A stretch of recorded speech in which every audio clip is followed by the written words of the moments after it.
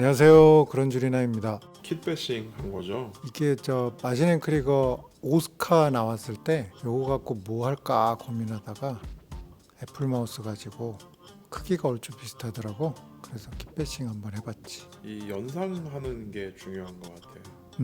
애플 마우스를 보면서 이게 연상이 된 거잖아요. 그치. 절묘하게 딱 맞네, 사이즈가. 사이즈가 나도 소름이 살짝 돋았지. 얹으면서. 애플 마우스 형태 참 이뻐요. 그치. 저때 마우스가 그리고 애플 마우스의 각도 같은 거, 만약에 애플 마우스가 수평으로 자리를 잡았으면 아마도 굉장히 심심한 모양이 됐을 거야. 일단은 통신 장비 컨셉으로 해서 뒤에다가 전선 다발 같은 거 잔뜩 달아가지고 발열도 많을 거니까 위판도 평평하게 잘 맞겠거니 싶어서 그런 식으로 아예 무기도 없이 그냥 정보만 주고받는 기체로 설정을 하고 그렇게 해서 디자인을 한 거야. 원래 마우스 자체가 저게 힌지가 달려 있어서 뚜껑이 열리는 구조로 되어 있더라고. 그래서 속을 보여줄 수 있는 기회를 만들자 싶어서 아예 꽉 하고 닫질 않았어. 트럼펫터 키트들을 이용해서 내부까지도 재현을 해줬는데, 그리고 뒷부분에 안테나 부분에 그 다음에 마우스 곡면에 부품이 딱 맞아 떨어지는 저런 것들을 발견했을 때 쾌감이 kit배싱의 매력이거든. 그 다음에 오스카의 부품을 또 이용해서 방패막 같은 걸 만들어주고, 저 부분은 안테나 부분 표현하려고. 이거 구멍은 형이 다 딴 거죠?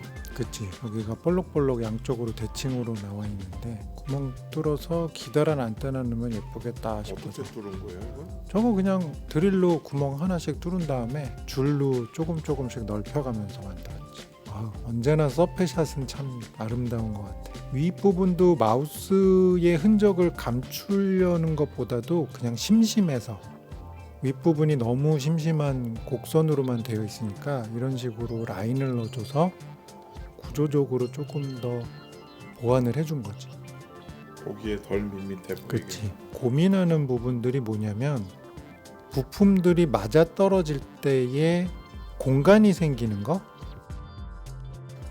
그런 것들이 딱 아구가 맞지 않으면은 가공하는 데 시간을 많이 할애하게 되고 그런 게 있지. 잠수함 같아요. 이렇게 보니까. 그치. 흘러내리는 느낌으로 하니까.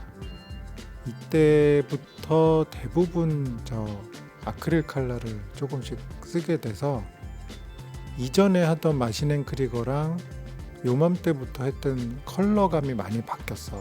그래서 아크릴이 아닌 이제 라카로 썼을 때 색감을 내보려고 이것저것 되게 많이 시도를 했지. 저 물바다에도 이때도 사용을 해줘서 질감을 내줬고, 보면 붓 지나간 자리 같은 게 아마 넓은 면에서 살짝 보일 거야. 느낌 좋더라.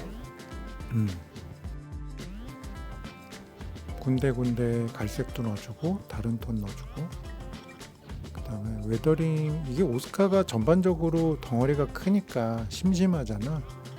그래서 그 메탈 슬러그 때 과몰입했던 치핑으로 다시 한번 해봤지.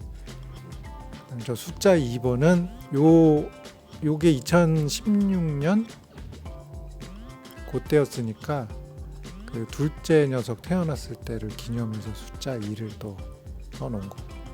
나름 저기 번호들은 나름 다 의미들을 두고 있어.